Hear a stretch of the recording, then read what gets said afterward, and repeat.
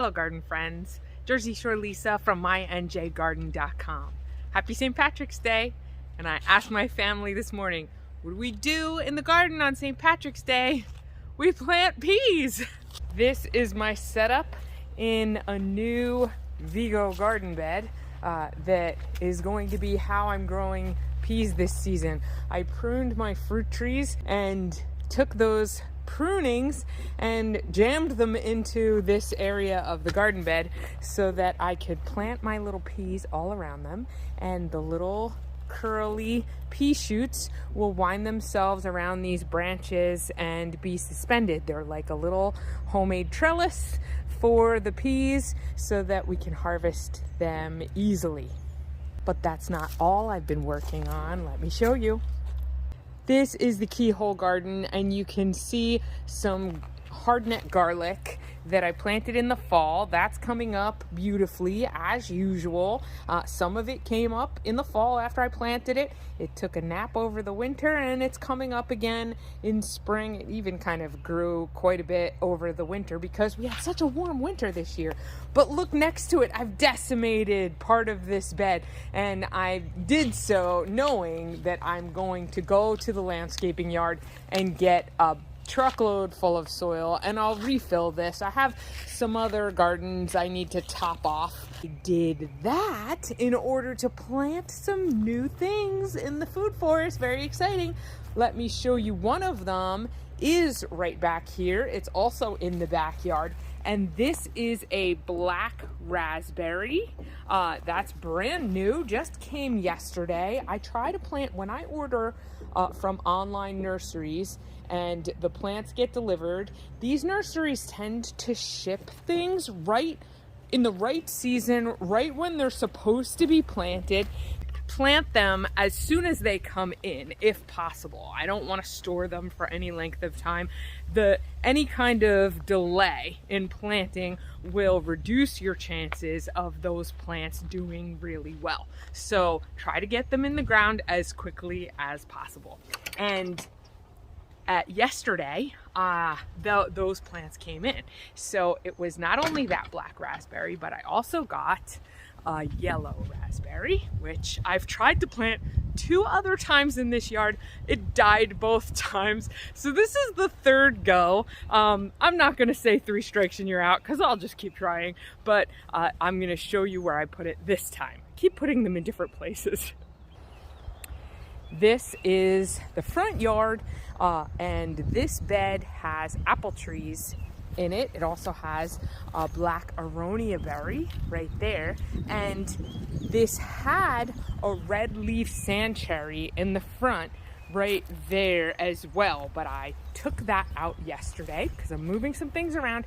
That really did not belong in this space because it was kind of getting too big and threatening to overgrow into the path far too much. So here we have the new gold raspberry. It's brand new, kind of adjacent to where the red leaf sand cherry was. I think that's a perfect spot for it, and I think it's going to do really well in that bed. Let's cross our fingers. I hope it works. And here is the new big deal bed that I'm adding to the food forest this spring. So I'm not sure if you could see kind of the layout and how it's placed, but it is very close to the street, and it is reducing the size of my lawn even more. We have some new plants in this bed, but they're not really new. They're just from other parts of the yard that weren't working out in those positions. So this one right towards the front, this is that red leaf sand cherry. This is going to be a fairly large plant. It's still in the beginning of its life, though it's fairly slow growing. So I did move it there because the foliage is bright red, really beautiful, and it deserves to be front and center right in the middle of the yard. I love it. Behind that, I have a dwarf mulberry right there, and that was in a back corner of the backyard, and it was in a fairly shady spot. So I've moved it out into the sun where I think it's going to do much better.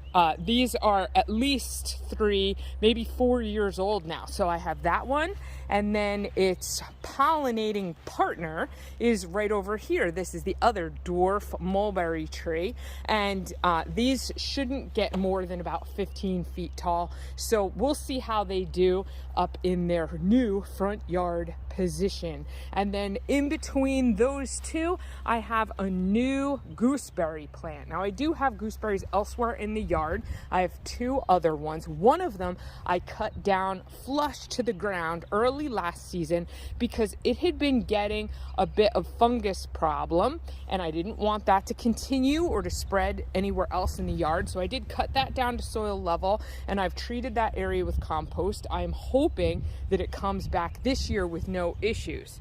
I have another gooseberry that is in another bed also in the front yard, and that one seems to be doing well, but it's fairly new. It's just like 2 years old in that spot. So this is another one, and I love gooseberries. I love them right off the bush, out of hand. So I'm hoping this one is really successful in this spot. Now this is a full sun area of the yard, and gooseberries and other ribes actually do really well fruiting in shade.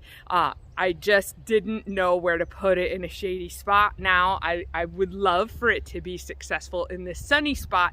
We'll see how it does, and I'll keep you posted about the gooseberries' performance in full sun. Now you can see that I've kind of laid out the front edge of this bed using some prunings and some sticks, just so I had an idea of what I wanted to happen in the landscape. In my mind, behind these sticks all around the new plants that I've put in, I will install some sheet mulch and really give because I have such sandy soil, I need to make sure there's lots of organic matter. You can see I have added some nice topsoil in mixed with the sand that is my yard within those planting holes, but I used the sand from the planting holes to create these berms, and you can see just how sandy and low nutrient this soil is. It's very gray actually, which is telling us that it's very low in nutrients and organic matter. But that's fine. That is my native soil. I know what I've gotten myself into. I know what I'm working with, and I know that I need to include lots of organic matter in my planting beds. So what I will end up doing is I put these, which are kind of the keystone plants, into this bed. I've put them in first. I've defined my border. Along where these sticks are, I'll put logs here, and then behind it I'll prepare my sheet mulch, which will start with a layer of cardboard, and then I'll have compost and mulch and any organic matter, shredded leaves, things like that, which will build that up. It will smother the grass below it, and I will also install native plants and some seedlings that I want to encourage along this area, which will help improve the soil and increase the microbial populations in the soil. It'll be a really healthy spot, and it will sink water as it runs down my sloped front yard. Now, in between these beds, where we have this sweet cherry right here and the new bed here, I will be creating a wood chip path. So I need to get in touch with some tree services and find someone who'll be able to bring me a truckload of chips. They dump them here on my driveway, and I move them around the yard. And I have been using wood chips as paths for a number of years. It works out really well for me. So I will cover this section of grass with wood chips, which will help to retain even more moisture and improve the soil even more. So between my meadow strip, which is right up against the road, And these food forest beds, this area, which has always been very sandy, never really fills in with grass very well during the growing season. Now it will be a wood chipped path, and it should be really successful in capturing the moisture and not having it run off into the street after rain events. And take a look at this, everybody. Spring is starting. Like I said, it is St. Patrick's Day. And here are our first little spring bulbs coming up. These beautiful little daffodils. They are such little shrimpy, shrimpy little dwarf flowers. Look at its big brother daffodils right next to it. They have not yet opened up, but those tiny ones have. How you doing? These are the hellebores, also called Lenten rose. Aren't they beautiful? I think I got these from Lowe's maybe 4 or 5 years ago. They come back every year. These things have been blooming for at least a week and a half, maybe 2 weeks. They kind of look at those daffodils. They go, hold my beer, I'm first.